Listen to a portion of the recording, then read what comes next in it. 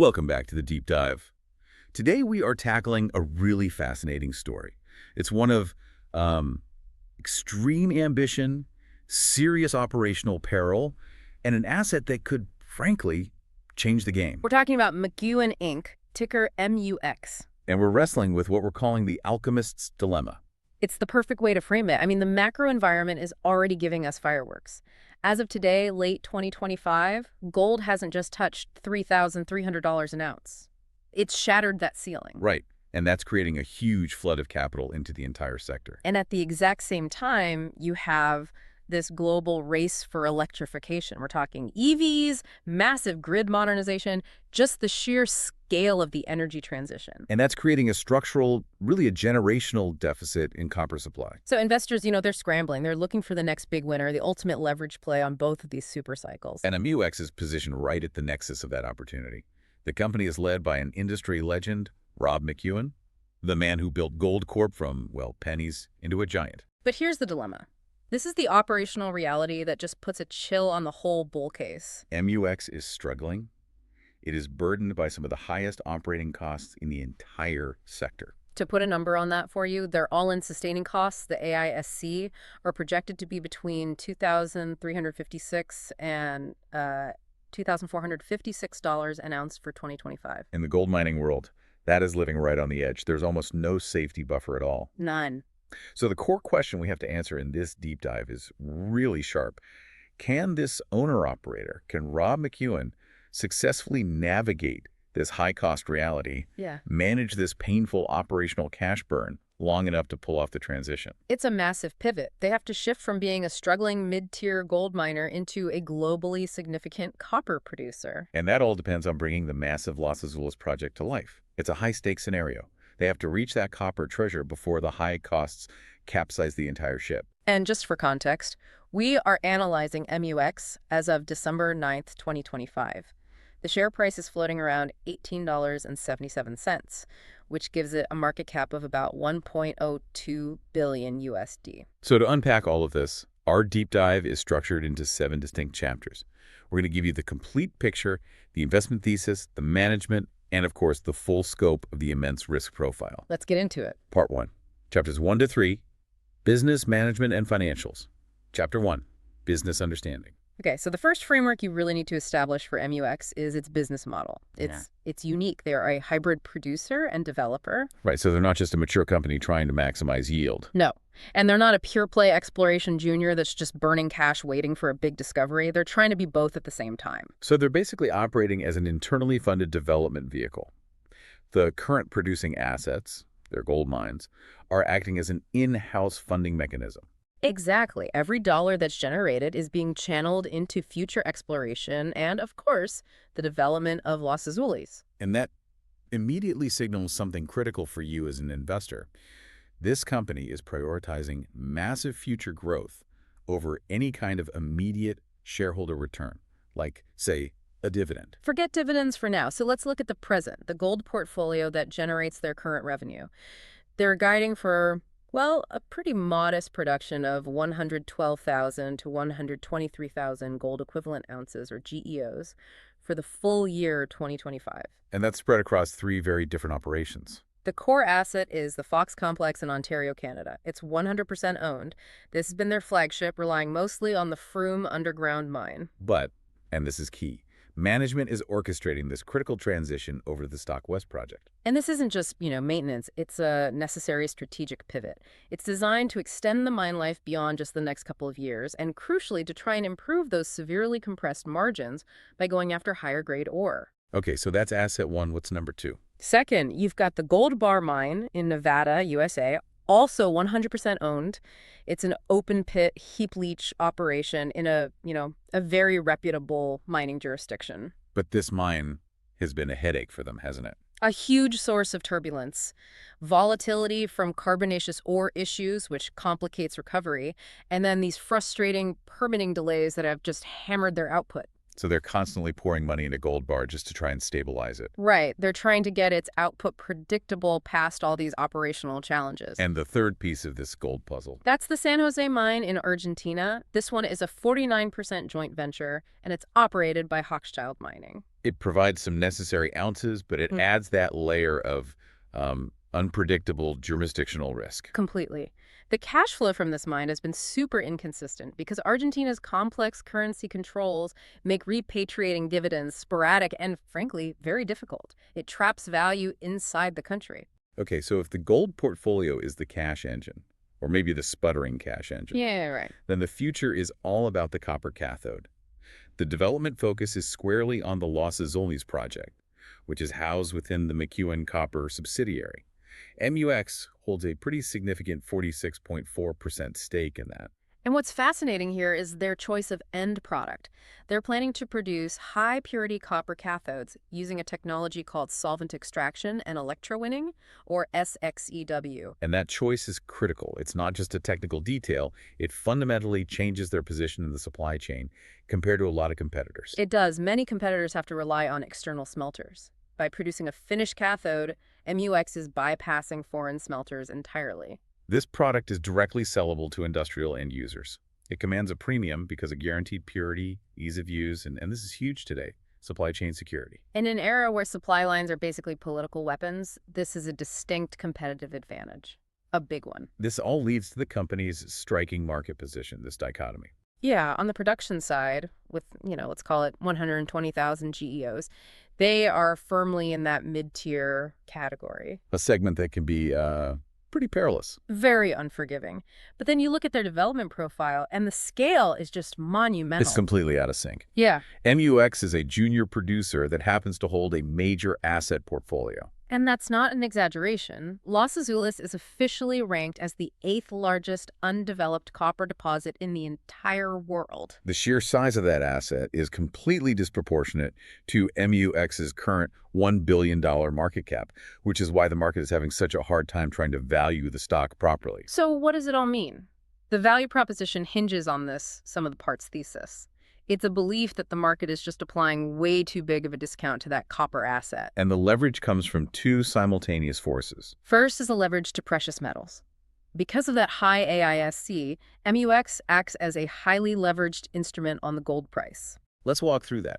If the gold price is at $3,300, their margin is razor thin, maybe $900 an ounce. Right. But if gold were to spike to, say, $3,600, that additional $300 per ounce goes almost entirely to the bottom line. Their margins expand at a much faster rate than low-cost peers whose costs are already baked in down near $1,600. It's built-in operational leverage to the upside. And the second part, the copper call option. The idea is that you, the investor, are buying the current struggling gold business at its perceived conservative value. But with that, you get a free perpetual call option on Los Azules. the market discounts this asset so heavily because of two big factors. The long timeline production isn't expected until 2029, and the historical jurisdictional risk of Argentina. But if either of those factors improves, that call option immediately explodes in value. Which leads us directly into the industry analysis because the tailwinds are real. It's truly a Goldilocks scenario for their commodity mix. You have the gold rush 2.0, driven by global central banks and inflation hedging, providing a really robust price floor for them. And at the same time, the copper supply crunch is accelerating. Analysts are projecting a significant structural deficit by 2030. Yeah, because there simply aren't enough major new deposits coming online fast enough to meet the demand from the energy transition. This macroeconomic environment is a massive tailwind for MUX. And it's a huge but. Yeah. They carry that competitive disadvantage we keep coming back to, that cost structure. MUX sits on the far high end of the industry cost curve with that $2,400 plus AISC figure. It is so far above the industry average of $1,600. That is an enormous gap. It means MUX is acutely vulnerable in any gold price downturn, and they have to execute perfectly just to generate meaningful cash flow. Which is why the geopolitical game changer in Argentina is not just a footnote. It is a fundamental shift in the entire investment landscape for MUX. For years, Argentina has been the reason Los Azules was so heavily discounted. But the new government, under President Milei, has pivoted aggressively to attract foreign capital. The critical moment was the enactment of the Large Investment Incentive Regime, or RIGI, in 2025. This regime is a complete game changer for large-scale mining. It guarantees 30 years of fiscal stability. It effectively locks in the rules for the life of the mine. Exactly. It also drastically lowers the corporate tax rate to a much more competitive 25%. But the most crucial element, especially for a foreign company like MUX, is the guaranteed free access to foreign exchange markets. This is the big one. Historically, currency controls trapped profits in pesos. Now, future copper profits, or even their San Jose dividends, can be reliably converted and repatriated. This single regulatory change materially de-risks Los Azules and potentially unlocks hundreds of millions of dollars in project net present value that the market previously just refused to recognize. And moving beyond politics for a second, the asset itself possesses this unique geological scarcity. Los Azules is a true geological anomaly. We're talking a 27-year mine life with billions and billions of pounds of copper. And its sheer scale acts as its own protective moat. It does. The capital intensity required, an estimated capex of $3.17 billion, is a massive barrier to entry. Only a handful of the world's largest mining companies could even dream of funding a project this size. Which means MUX controls something that is highly strategic and inherently rare. And finally, their environmental differentiation strategy is really savvy. MUX is positioning Los Azules as a source of green copper. They plan to use that heap leach technology, which reduces water consumption by an estimated 74% compared to traditional milling. They're also committing to 100% renewable energy and being carbon neutral by 2038. This positioning is incredibly smart. I mean, we are in a world where major auto and tech companies, think Stellantis, they've already partnered with, they're scrutinizing their supply chains. Absolutely. A guaranteed low-carbon copper product could command a pricing premium or, at the very least, preferred supplier status. It mitigates some of that Argentinian location risk by providing a high-value, differentiated product. Chapter 2, Management Evaluation. Okay, so the entire thesis really rests on the leader, Rob McEwen, but his track record is, well, it's sharply bifurcated.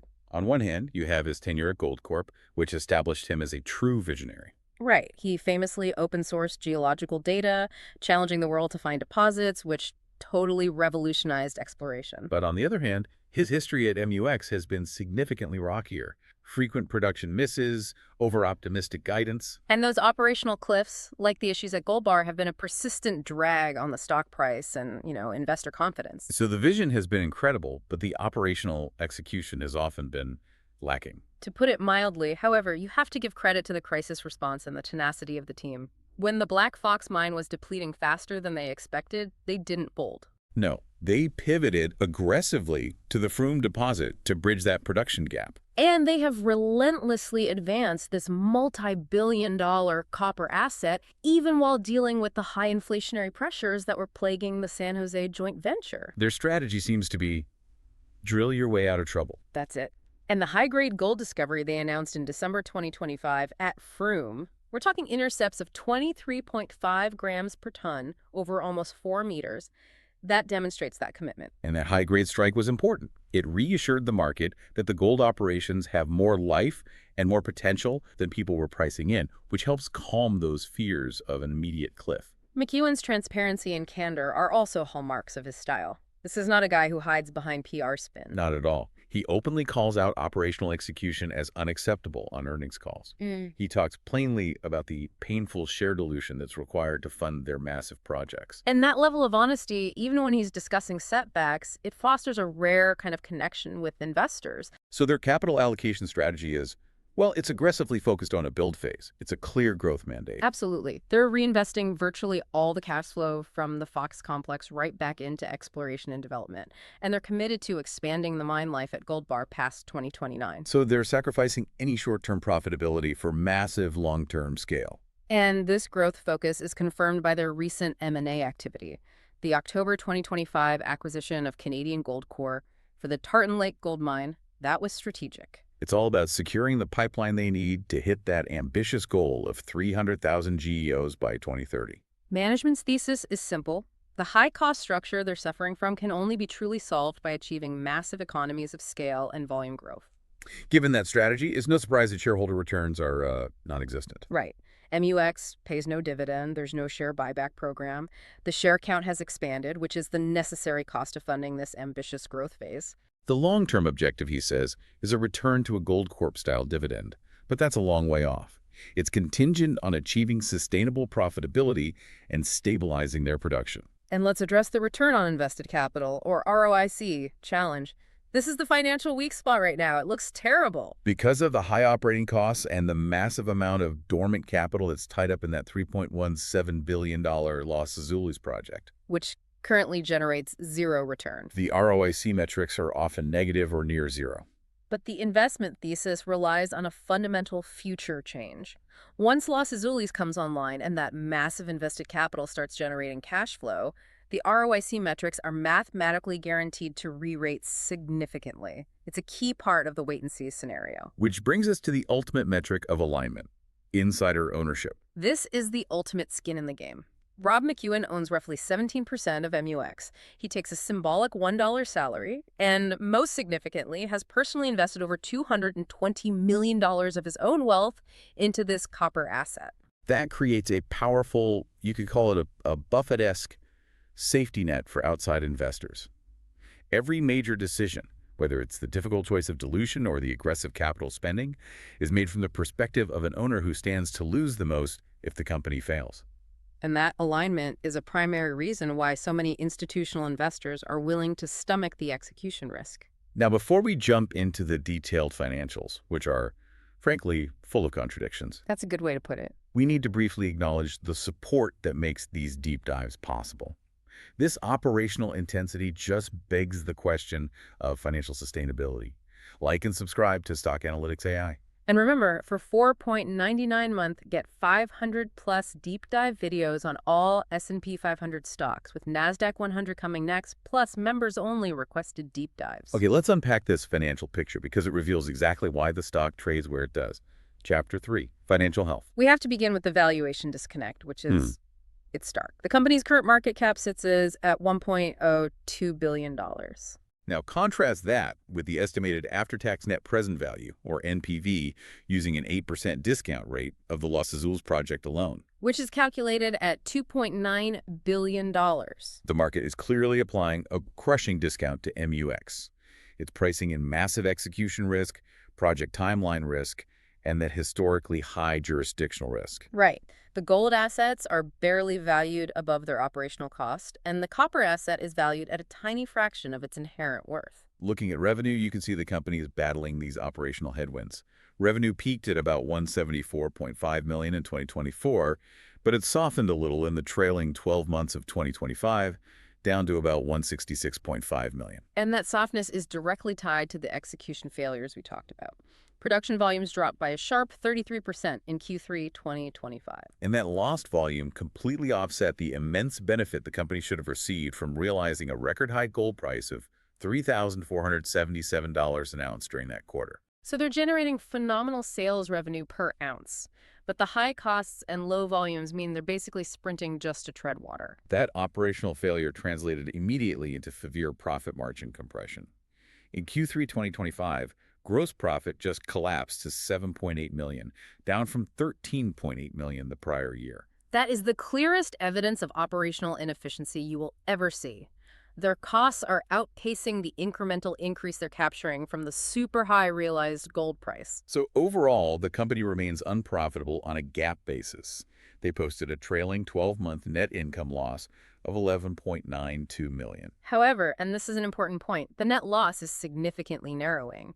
In Q3 2025, the net loss was only $500,000, which is dramatically improved from the $2.1 million loss in Q3 of 2024. So that shrinking loss suggests they are right at an inflection point. They are. If they can sustain that operational stability, and if gold prices hold firm above $3,000, they are within striking distance of sustainable GAAP profitability.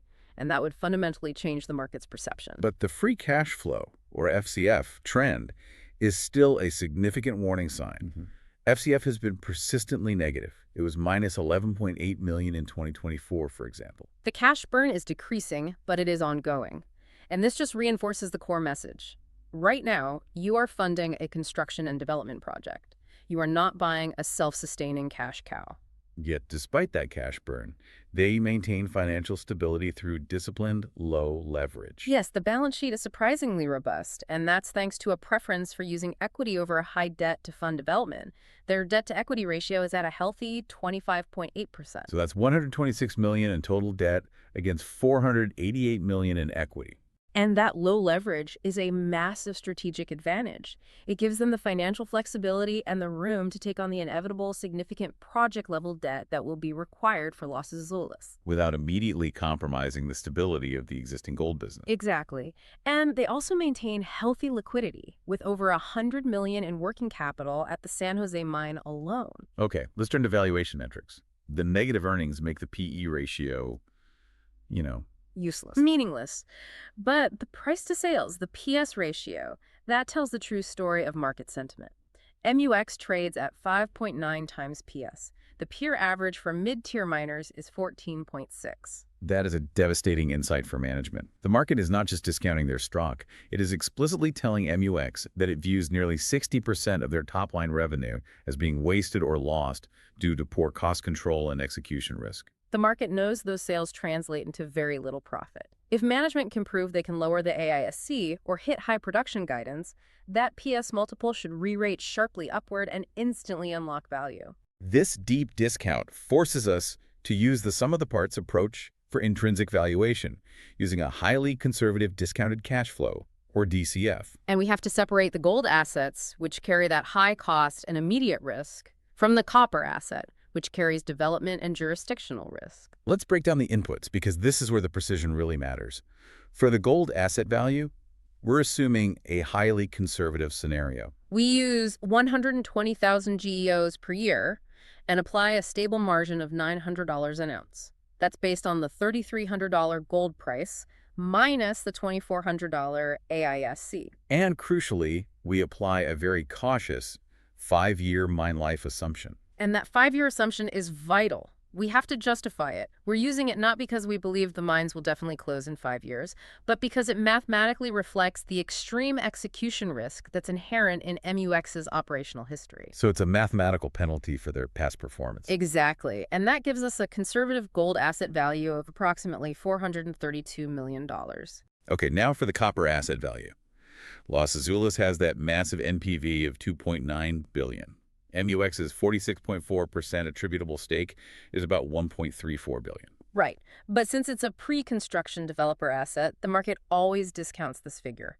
We're applying a standard, conservative 0.4 times developer discount. Applying that discount gives us a copper asset valuation of $536 million. So you combine the two, and the conservative intrinsic value of the whole enterprise comes out to $968 million, which translates to a conservative floor value of about $17.90 per share. So with the current price at $18.77, the stock is trading just slightly above that conservative floor. It suggests a very modest margin of safety, but massive potential upside. That's the key. If the market re-rates the copper asset to even 0.8 times NAV, which is a re-rate that's common upon a construction decision or a major financing announcement, that per-share value skyrockets to over $27. And that is the massive leverage point. It's the reason investors are willing to tolerate the current operational pain. Part 2. Chapters 4 to 7, Market Sentiment, Ownership, Risk, and Final Conclusion. Chapter 4, Market Sentiment. So despite all the operational misses, Wall Street maintained a strikingly bullish consensus. The average analyst rating is a strong buy. Which suggests they're primarily valuing the future asset over the current operations. Completely. The average price target sits at $18.50, but the high-end estimates reach up to $24.48. But the interesting thing is that the current price has already effectively reached that average target. Right. So for the stock to move into that higher range, we're going to require a catalyst, either sustained operational outperformance that lowers the AISC or a major de-risking event at Los Azules that forces analysts to increase their copper valuation multiple. Recent news has created a genuine tug-of-war in sentiment. It really has. The negative event was clearly the Q3 2025 earnings report in November. MUX missed EPS forecasts by over 100%.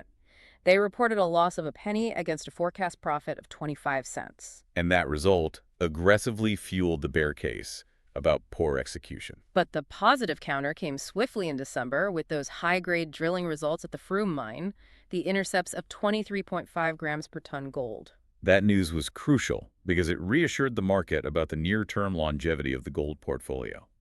It dampened fears that the gold assets were rapidly depleting and that the company might run out of cash before 2029.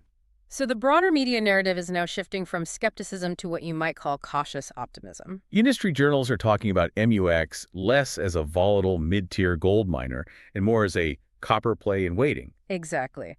The spotlight is moving away from the operational struggles of the present and focusing instead on the potential of that future asset. The short interest figures give us an excellent gauge of market skepticism. Yeah, short interest is currently at a moderately high 8.71% of the float. This is the portion of the market that is actively betting against MUX's ability to secure that massive $3.17 billion financing for Los Azules without catastrophic dilution. But this skepticism creates the environment for a potential short squeeze. Absolutely. If Rob McEwen successfully announces a major financing coup, say a significant stream deal, a big strategic equity investor, a definitive construction decision, the shorts would be forced to cover rapidly. And given the tight float, which we'll get to, this could lead to explosive, rapid price appreciation. Technically, the stock is confirming a strong uptrend. It's trading above both the 50-day moving average, which is around 1829, and significantly above the 200-day, which is way down at 1169. The sheer scale of that rally, nearly 60% from the 200-day average, shows that the market rotation into precious metals, combined with that growing confidence in Argentina, is overriding any technical concerns about being temporarily overbought. Momentum is heavily favoring the bulls right now. Chapter 5. Ownership structure. Okay, the ownership structure provides some necessary validation for the investment thesis. Institutions control between 40 and 44% of the company. Which suggests that the smart money sees the long-term potential in the copper asset, even if the current gold operations are, messy. Right, and we saw aggressive bullish signals in the Q3 2025 institutional activity. Mirae Asset Global, a prominent fund manager, increased its holdings aggressively by over 38%. We also saw BlackRock initiate or add a notable position. The other big moves that indicate major asset managers are actively seeking exposure to the MUX story. However, a little bit of caution is needed. Van Eck Associates, a very specialized manager of mining ETFs, did trim their holdings slightly by about 3.5%. It's not a panic move, but it represents a slight bit of caution on the immediate term, maybe reflecting that poor Q3 earnings report. But here is the critical divergence. The insider activity provides a distinct warning sign. While Rob McEwen's massive 17% anchor holding remains untouched, that owner-operator alignment is secure, there was a significant cluster of insider selling in September of 2025. Specifically, the VP of Corporate Development sold a substantial 76.8% of his total holdings. That amounted to 12,600 shares. The General Counsel also liquidated 21,000 shares. That is a red flag you just cannot ignore. When senior executives who are closest to the day-to-day operations and execution risk sell such a large portion of their equity. It suggests they believe the stock was fully valued in the near term, regardless of the CEO's long-term vision. And that creates this fascinating tension for you, the investor. You have the ultimate commitment from the legendary founder, but you have waning short-term conviction from the management lieutenants responsible for the daily operational execution. It really highlights the risk that while the vision is strong, the ground-level confidence might be a bit shakier. And finally, the ownership float itself is highly concentrated. Very. With Rob McEwen holding 17% and the top 10 institutions owning roughly 40%, nearly 60% of the public shares are locked up. And this tight float directly impacts volatility. If that copper narrative really takes hold and generalist funds or momentum traders rush in, the limited supply of shares could lead to an explosive rapid price appreciation. It could become completely disconnected from the current fundamentals, pushing the stock quickly toward that $27 valuation target. Chapter 6. Risk Assessment. Okay, let's conduct a rigorous SWOT analysis to frame the internal and external risks this company faces, starting with the internal factors. The strengths are powerful. You have the owner-operator alignment, which minimizes the risk of wasteful empire building. You have the Los Azules asset, which is Tier 1 and globally significant. And the use of McEwen Copper as a funding vehicle shows crucial financial innovation. But the weaknesses are existential and immediate. The sector high cost structure, topping 24.50 an ounce AISC, leaves zero margin for operational error in the gold business. They have a documented history of poor operational execution, evidenced by those repeated guidance misses. And the core gold business is vulnerable to a single asset disruption if the Fox complex suffers some unexpected failure. Okay, looking externally, the opportunities are massive. The double production plan, aiming for 300,000 GEOs by 2030, is key. If they're successful, the resulting economies of scale would dramatically lower their unit costs and transform their profitability. And the Rajaya tax benefits in Argentina, guaranteeing 30 years of stability and a 25% corporate tax rate, that will unlock hundreds of millions in project value, fundamentally making Los Azules a viable project. And finally, the combination of North American gold assets and that massive strategic copper kicker makes MUX an extremely attractive M&A target. Absolutely, for any major looking to quickly replenish reserves and gain access to the clean energy metals market. Now for the threats. And we have to confront the elephant in the room. The primary existential risk is financing. Building Los Azules requires an estimated $3.17 billion in CapEx. For a company with only a $1 billion market cap, bridging that gap isn't just a financing hurdle, it is a chasm. This monumental scale requires massive creative financing, which likely entails one of three very difficult options. Right. Significant equity dilution, where MUX sells shares at low prices, securing a large amount of project-level debt in a high-rate environment, or entering into a joint venture where MUX has to cede a significant portion of control or ownership to a major partner. Which would fundamentally change the ownership thesis.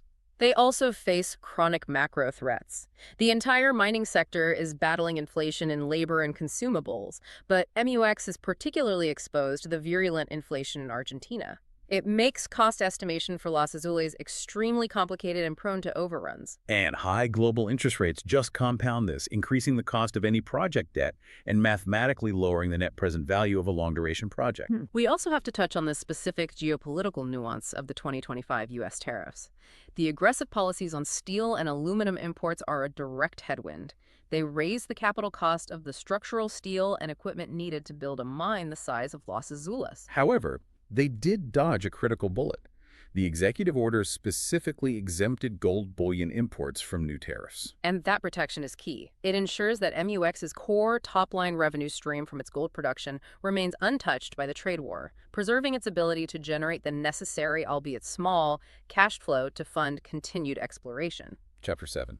Conclusion. Okay, let's synthesize the arguments for the bull case. MUX offers asymmetric value because of the dual supercycles. The high gold price provides the necessary operating cover for the high-cost gold operations, allowing them to survive. And critically, the AGI tax regime has significantly de-risked that massive $2.9 billion NPV copper asset, making a monetization event, whether through construction or sale, highly likely. Ultimately, the bull case is a high-stakes bet on the legendary jockey, Rob McEwen, to deliver one final career-defining win. Conversely, the bear case argues that MUX is an operational laggard that struggles with cost containment. It's burning cash even during the greatest gold bull market in recent memory. That $2,400 plus AISC leaves absolutely zero margin for error. The $3 billion capex is a near impossible hurdle for the current company size to overcome on its own. And that insider selling suggests short-term conviction is already waning among the management lieutenants. So based on the conservative sum-of-the-parts DCF model we detailed, our estimated intrinsic value range is wide, from $18 to $27 USD. And the current price of $18.77 sits right near that conservative floor. You're buying minimal safety but massive built-in leverage to the upside if the topper thesis delivers. In our concluding outlook, MUX is definitively not a high-quality compounder for the risk-averse investor. This is a deep value and special situation play driven by a singular asset. For the enterprising investor who's willing to stomach the high volatility and execution risk, the risk-reward ratio is heavily skewed to the upside, based on the potential for that copper repricing event and the built-in gold leverage. The verdict for today's analysis is a speculative buy or a hold for the copper catalyst. This is a high-stakes bet on executive vision and asset scale, ultimately overcoming persistent operational challenges. And this brings us to a final provocative thought for you to mull over.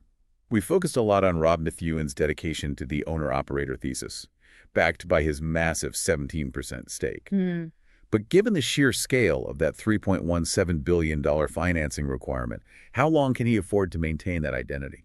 That's the question. Will the need for capital force him to sell a majority stake in Los Azules to a major, fundamentally changing MUX from an owner-operator into a passive royalty holder or a junior partner? The ultimate success of the copper asset may require the sacrifice of the very ethos that has defined the company. That's a deep question for you to consider as you digest all these numbers. If you found this analysis valuable, please remember to support the show. Like and subscribe to Stock Analytics AI. And for $4.99 month, get 500+ deep dive videos on all S&P 500 stocks, with NASDAQ 100 coming next, plus members-only requested deep dives. And finally, we must remind you that this analysis was generated by an AI system for educational purposes and should not be considered financial advice. Please conduct your own research or consult with a qualified financial advisor before making any investment decisions.